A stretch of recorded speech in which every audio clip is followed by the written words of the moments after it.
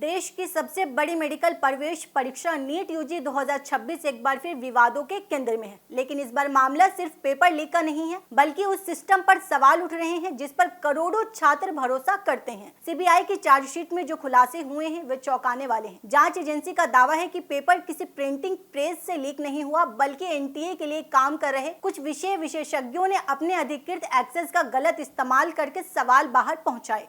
तो आखिर यह खेल कैसे शुरू हुआ, कौन लोग इसमें शामिल बताए जा रहे हैं, क्या सुरक्षा व्यवस्था में बड़ी खामियां थी, सरकार पर क्या सवाल उठ रहे हैं, आइए पूरे मामले को विस्तार से समझते हैं। सीबीआई की चार्जशीट के अनुसार पेपर लीक की शुरुआत एनटीए के साथ काम कर रहे 3 विषय विशेषज्ञों से हुई। इनमें बॉटनी और जूलॉजी विशेषज्ञ मनीषा गुरुनाथ मांद्रे, केमिस्ट्री विशेषज्ञ पीवी कुलकर्णी और फिजिक्स विशेषज्ञ मनीषा संजय हवलदार शामिल हैं। जांच एजेंसी का कहना है कि इन लोगों को प्रश्न पत्र के अनुवाद, बैंक ट्रांसलेशन और प्रूफ रीडिंग का काम दिया गया था। इसी दौरान इन्हें प्रश्न पत्र अधिकृत पहुंच मिली और यही से कथित तौर पर लीक की शुरुआत हुई। सीबीआई का दावा है कि पूरा प्रश्न पत्र बाहर नहीं निकाला गया, बल्कि सवालों और उनके उत्तरों की जानकारी अलग अलग तरीके से बाहर पहुंचाई गई। यहीं से कहानी सबसे दिलचस्प और सबसे चिंताजनक बन जाती है। सीबीआई के अनुसार केमिस्ट्री विशेषज्ञ पीवी कुलकर्णी ने रफ वर्क के लिए दिए गए कागजों से छोटी छोटी पर्चियां बना ली। आरोप है कि उन्होंने केमिस्ट्री के कई सवाल और उनके विकल्प इन पर्चियों पर लिख लिए।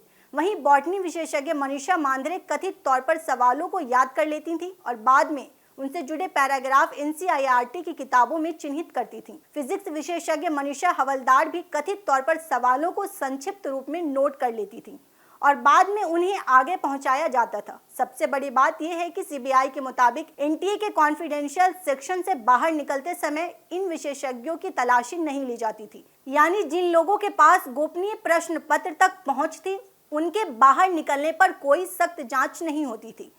चार्जशीट के मुताबिक अप्रैल 2026 में पुणे में कुछ गुप्त रिवीजन सेशन आयोजित किए गए। इन सेशन में छात्रों को प्रश्न, चारों विकल्प और सही उत्तर मौखिक रूप से बताए जाते थे। छात्र उन्हें अपनी नोटबुक में हाथ से लिख लेते थे ताकि कोई डिजिटल रिकॉर्ड न बने।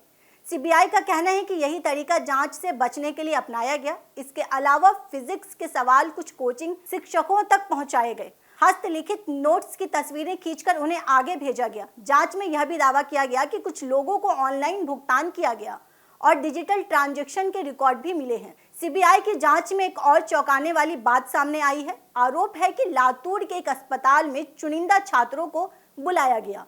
वहां उन्हें कथित तौर पर पूरे प्रश्न बैंक याद कराया गया ताकि परीक्षा में आने वाले सवालों को वे पहले से जान सके।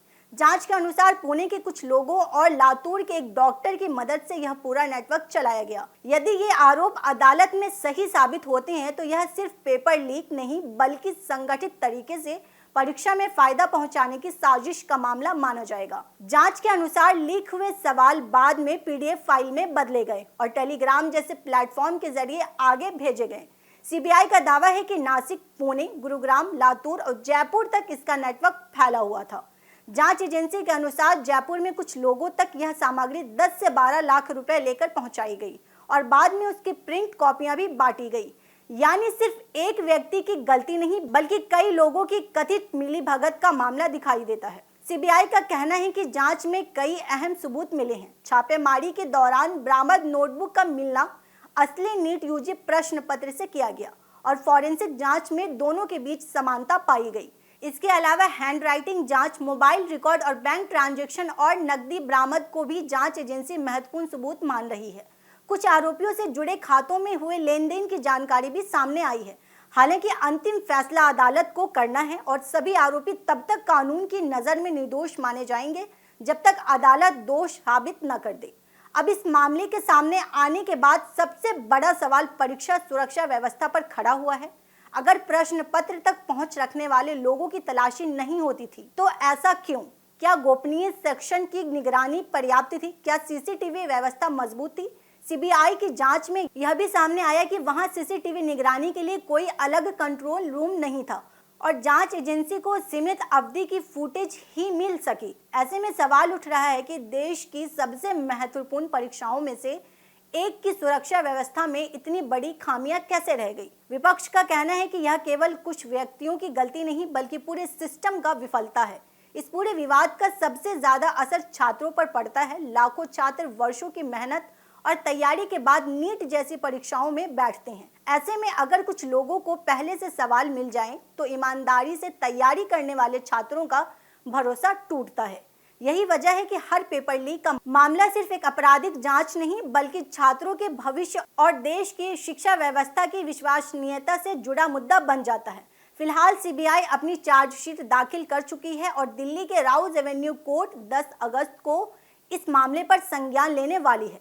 आने वाले दिनों में अदालत के सामने सबूतों की जांच होगी, आरोप तय होंगे और कानूनी प्रक्रिया आगे बढ़ेगी। इस दौरान यह भी स्पष्ट होगा कि जांच एजेंसी के दावे अदालत में कितने मजबूत साबित होते हैं। कुल मिलाकर नीट यूजी 2026 पेपर लीक मामला सिर्फ 3 विशेषज्ञों या कुछ छात्रों तक सीमित नहीं है। यह उस व्यवस्था पर सवाल है जिस पर करोड़ों युवाओं का भविष्य टिका हुआ है। अगर सीबीआई के आरोप सही साबित होते हैं तो इसका मतलब है कि पेपर किसी प्रिंटिंग प्रेस से नहीं, बल्कि सिस्टम के अंदर मौजूद लोगों के जरिए बाहर निकाला। अब सबसे बड़ा सवाल यह है कि क्या इस मामले से सबक लेकर परीक्षा प्रणाली को और सुरक्षित बनाया जाएगा, या फिर हर साल छात्र ऐसे ही विवादों और अनिश्चितताओं का सामना करते रहेंगे।